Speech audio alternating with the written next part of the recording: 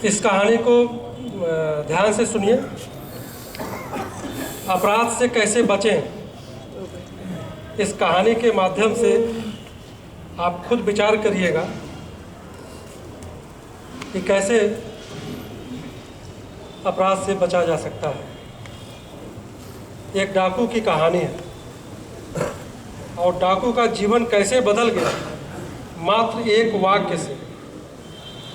तो आप लोगों ने अंगुलीमाल डाकू का नाम सुना होगा, कुछ लोगों ने सुना होगा।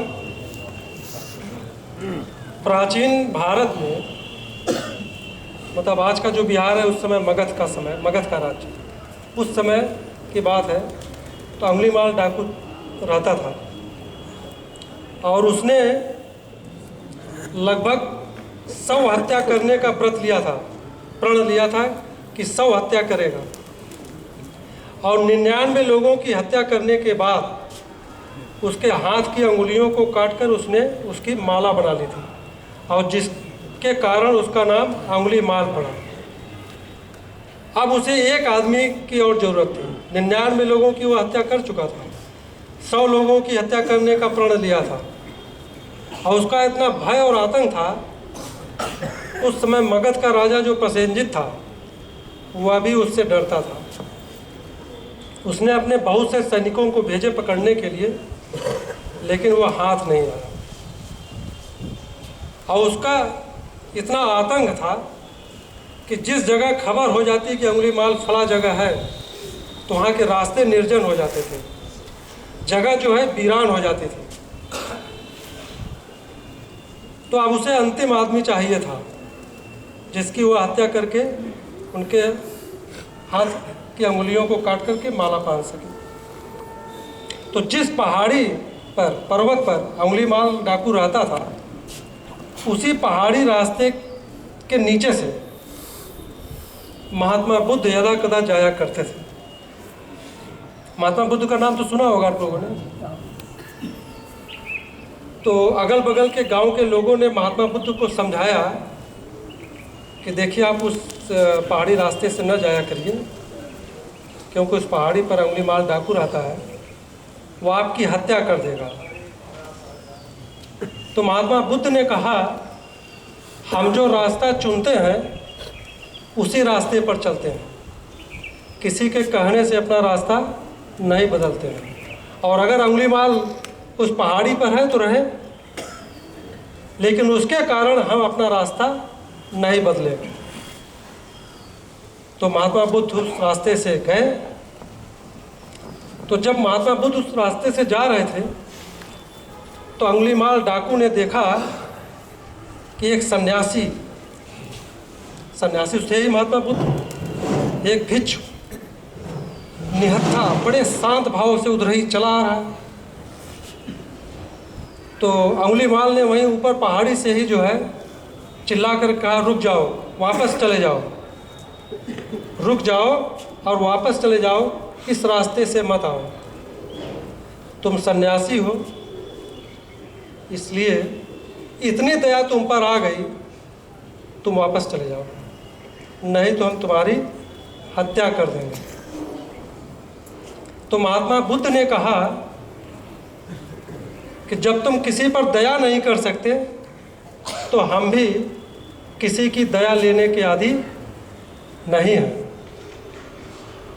और जहाँ चुनौती हो तो वहाँ एक सन्यासी पीछे कैसे लौट सकता है। एक सन्यासी डाकू से हार मान ले, यह असंभव है।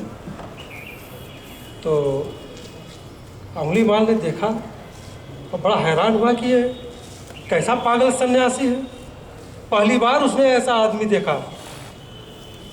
उसके बाद अंगुलीमाल उसी पहाड़ी पर से अपना फरसा लेकर के नीचे आया और महात्मा बुद्ध से बोला, तुम क्यों अपने हाथों अपनी मृत्यु मोल ले रहे हो। तो महात्मा बुद्ध ने कहा, तुम हत्या करना चाहते हो ना, जान लेना चाहते हो, ठीक, तुम हमारी जान लेना, लेकिन जान लेने से पहले तुम हमारा एक छोटा सा काम कर दो। तो अंगुलीमाल ने कहा, कौन सा छोटा सा काम। तो महात्मा बुद्ध ने कहा, सामने जो पेड़ दिखाई दे रहा है इसके 4 पत्ते तोड़ दो। तो अंगुलीमाल ने कहा, इसमें कौन सी बहुत बड़ी बात है, कौन सा मुश्किल काम है कि कठिन काम है। और उसने अपना फरसा उठाया और सामने पेड़ के तने पर मारा और उसको तोड़ दिया। और तोड़ करके महात्मा बुद्ध से कहा, ये लीजिए, 4 नहीं 400 पत्ते। तो महात्मा बुद्ध ने कहा, ठीक, तुमको मारना है तो एक काम और छोटा सा कर दो, तब उसके बाद तुम मारो।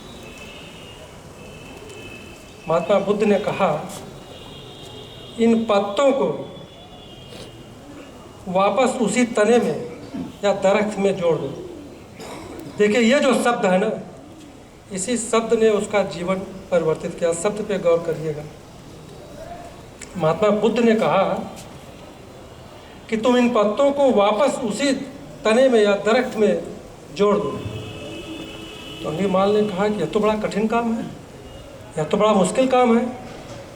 तो महात्मा बुद्ध ने कहा, तोड़ना तो बच्चा भी कर सकता है, तोड़ना तो बच्चा भी कर सकता है। महात्मा बुद्ध ने कहा, तुम तो बहुत कमज़ोर आदमी हो, तुम तो बहुत कमज़ोर आदमी हो, तुम सिर्फ तोड़ सकते हो। तुम यह ख्याल छोड़ दो कि तुम बहुत शक्तिशाली इंसान हो, बहुत शक्तिशाली आदमी हो, एक पत्ता तक नहीं जोड़ सकते। तो अंगुलीमाल एक क्षण गौर से सोचा, उसको लगा कि हाँ, यह बात तो सही है।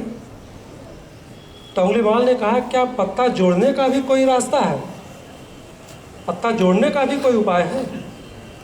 तो माता बुद्ध ने कहा, हाँ, हम उसी रास्ते पर चल रहे हैं, हम उसी रास्ते पर चल रहे हैं। तो अंगुलीमाल के स्वाभिमान को पहली दफ़ा यह पता चला कि मारने का कोई मतलब नहीं है, जीवन लेने का कोई मतलब नहीं है। मारना या जीवन लेना यह तो कमज़ोर भी कर सकता है। मारना या जीवन लेना या तो कमज़ोर भी कर सकता है। इसमें कोई पुरुषार्थ नहीं है, इसमें कोई पुरुषत्व नहीं है, इसमें कोई साहस नहीं है।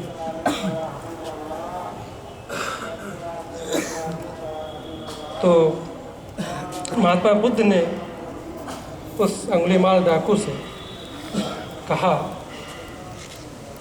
कि जिस रास्ते पर हम चल रहे हैं उसी रास्ते पर तुम भी चलो।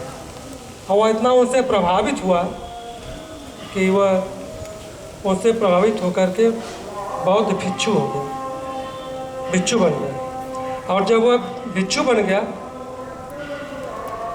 तो वह भिक्षा मांगने के लिए गांव में गया। और जब वह गांव में भिक्षा मांगने के लिए गया तो लोगों ने देखा कि अरे, ये तो अंगुलीमाल डाकू है।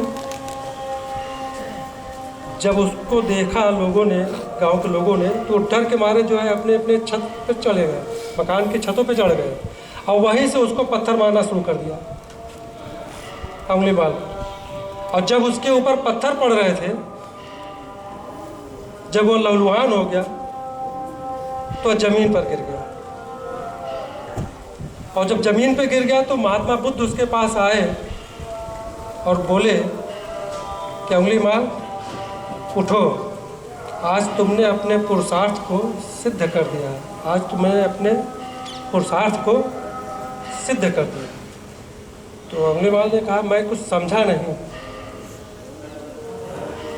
तो महात्मा बुद्ध ने कहा, जब गांव वालों के पत्थर तुम्हारे ऊपर पड़ रहे थे तब तुम्हारे हृदय में गांव वालों के प्रति जरा भी क्रोध नहीं था, जरा भी गुस्सा नहीं था। और जब तुम लहूलुहान हो गए और जब तुम जमीन पर गिर गए तब भी तुम्हारे हृदय में गांव वालों के प्रति प्रेम ही भरा हुआ था, कोई घृणा नहीं थी। यही पुरुषार्थ है, यही साहस है, यही पुरुषत्व है।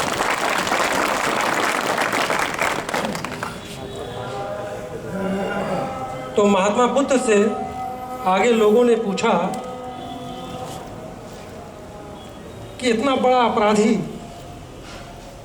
जिसने 99 हत्याएं किया, इतना बड़ा पापी, इतना बड़ा डाकू कैसे बदल गया, कैसे सुधर गया, कैसे उसका जीवन परिमार्जित हो गया, कैसे उसके जीवन में बदलाव आ गया। तो महात्मा बुद्ध ने कहा कि पाप और पुण्य का तो प्रश्न ही नहीं है, पाप और पुण्य का प्रश्न ही नहीं, प्रश्न तो शक्ति के परिवर्तन का है, प्रश्न शक्ति के परिवर्तन का है। इस दुनिया में कोई भी व्यक्ति बुरा नहीं है, ध्यान दीजिए आप लोग, इस दुनिया में कोई व्यक्ति बुरा नहीं है और इस दुनिया में कोई भी भला नहीं है, केवल शक्ति की दिशाएं हैं। हर व्यक्ति के अंदर बहुत शक्ति है, हर व्यक्ति के अंदर, बस उस शक्ति को सही दिशा में ले जाने की ज़रूरत है या सही दिशा में नियोजित करने की ज़रूरत है या कल्याणकारी कामों में लगाने की ज़रूरत है। तो हमारे कहने का मतलब ये है इस कहानी के माध्यम से कि कोई भी बंदी बुरा नहीं, हर व्यक्ति के अंदर ताकत है, शक्ति है, बस वो शक्ति को पहचाने और अच्छी दिशा में ले जाए, सही दिशा में ले जाए, ताकि न केवल वो अपना भला कर सके बल्कि अपने अगल बगल समाज पड़ोसी का भी भला कर सके। धन्यवाद।